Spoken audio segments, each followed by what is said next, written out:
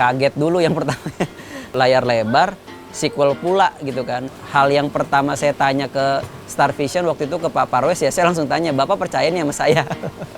Tapi Pak Parwes bilang, ya saya percaya.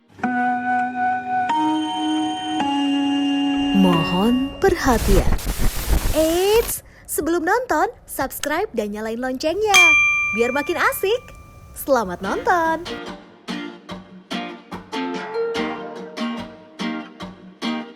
Kaget dulu yang pertama. Karena idealnya kan harusnya sebelum mendirect film layar lebar, paling nggak biasanya orang ya normalnya kayak bikin short movie dulu.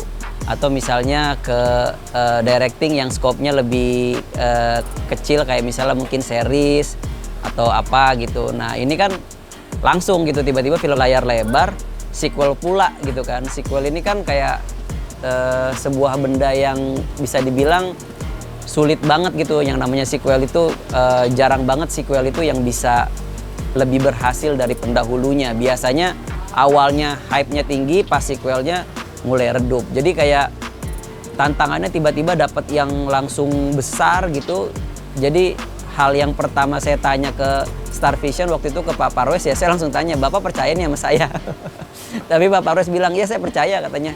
Jadi ya saya ngakalinnya dengan cara ya saya ikut nulis skenarionya. Jadi supaya pemahaman terhadap filmnya tuh lebih utuh gitu di sayanya sebelum ngedirect. Jadi itu bisa jadi bekal juga ketika kita memahami skrip secara lebih dalam, itu akan banyak banget ngebantu pada saat directing karena kita lebih menguasai skrip.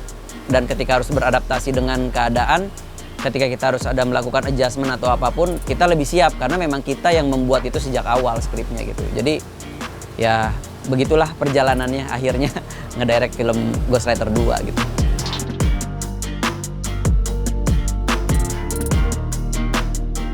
Persiapannya waktu itu kan kita dari Januari udah prep ya. Nah masuk Februari tuh memang udah mulai ada tuh pasien pertama COVID apa dan yang lain-lain. Cuman memang saat itu PSBB belum diberlakukan. Jadi produksi film waktu itu masih dibolehkan. Cuman kita juga saat itu sebelum ada PSBB pun kita udah mulai jalan dengan protokol kita sendiri. Jadi kita udah pakai masker, kita udah memberlakukan sistem ring dalam set gitu. Jadi kalau ngeset nggak semuanya tiba-tiba semua kru masuk set gitu. Jadi kita bikin bergantian. Semua kita mulai antisipasi gitu. Cuman baru jalan 3 hari syuting, COVID langsung angkanya tuh menunjukkan angka yang kenaikan yang cukup signifikan. Akhirnya pemerintah mengeluarkan kebijakan PSBB. Ya udah kita ikutin aturan pemerintah. Jadi kita baru dapat 3 hari syuting, kita break itu hampir sekitar 4 bulan lah. Padahal kita persiapannya udah lengkap semua lah. Kita udah block shot apa semuanya, dari semua set kita udah reki sampai keluar kota apa segala macam, karena sequel ini lebih banyak set-setnya gitu ya dan lebih variatif gitu. Udah semua pemain juga udah oke semuanya, jadwal apa segala macam. Ya cuman karena ini hitungannya force major ya, akhirnya mau nggak mau kita ikutin pemerintah untuk stop produksi di hari ketiga syuting. Jadi kita baru 3 yang harusnya kita jalan sekitar 24 hari syuting, ya udah break. Sampai akhirnya setelah 4 bulan PSBB mulai masuk masa transisi dan diperbolehkan kembali untuk syuting dengan protokol tertentu yang tentunya jauh lebih ketat dari yang udah kita lakukan di 3 hari pertama.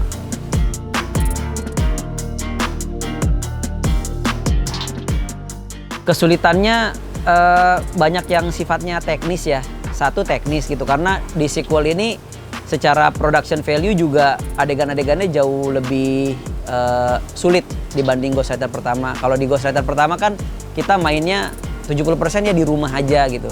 Jadi teror-teror horornya pun seputar rumah itu aja gitu. Sementara kalau kita di sini ada travelingnya, ada yang ke Lampung, ada yang syuting di atas kapal, di pelabuhan, kita ke hutan karet, ada scene yang membutuhkan perlengkapan teknis yang jauh lebih berat gitu. Ya itu salah satu tantangannya. Dan yang kedua ya karena kita harus beradaptasi dengan COVID. Jadi yang tadinya mungkin syuting itu gampang karena bisa dikerjain dengan cara kerja yang seperti biasa. Nah dengan adanya COVID jadi nggak bisa tuh. kita harus membatasi jumlah kru yang masuk dalam set kayak gitu-gitu. Jadi memperlambat kerja kita juga sebetulnya, tapi ya nggak apa-apa, kita tempuh itu supaya produksinya tetap bisa jalan, tapi protokol kesehatannya tetap bisa kita jalankan. Sempat juga ada masalah lokasi berbenturan dengan warga sekitar gitu kan, karena ya kita paham lah concern mereka ketika meskipun pemerintah udah mengizinkan kita syuting, tapi ketika kita masuk ke sebuah lingkungan perumahan misalnya, ya belum tentu juga masyarakat di situ udah bisa menerima ada proses syuting tempatnya kan. Jadi kita banyak tarik ulur di situnya. Gimana caranya bisa meyakinkan orang-orang di sekitar set kita bahwa kita ini menaati protokol syuting gitu.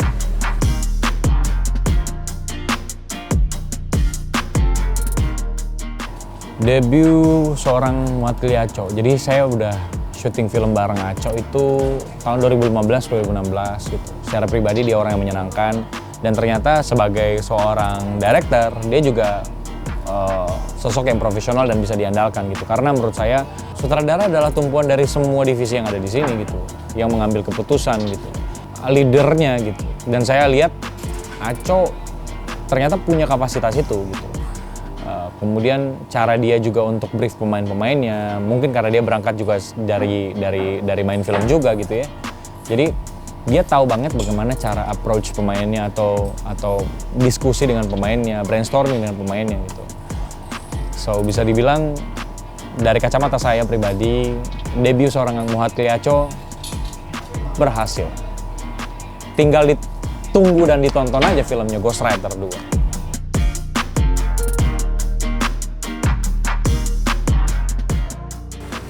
Buat Sobat 21, apalagi yang udah pernah nonton Ghostwriter 1, mudah-mudahan sih kita bisa segera ketemu di bioskop ya, karena akan banyak lagi hal-hal yang akan diceritakan di Ghostwriter 2 ini, dan itu membuka hal-hal yang di Ghostwriter 1 tuh baru dibuka sedikit-sedikit gitu. Jadi banyak hal banget yang baru diceritakan di Ghostwriter 2, dan juga eskalasi konfliknya juga jauh lebih padat gitu daripada Ghostwriter 1. Jadi akan ada experience yang lebih menegangkan, dan tentunya komedinya juga kita pertahankan, karena biar bagaimanapun Ghostwriter ini kan filmnya horor komedi ya, jadi kita akan pertahankan format itu.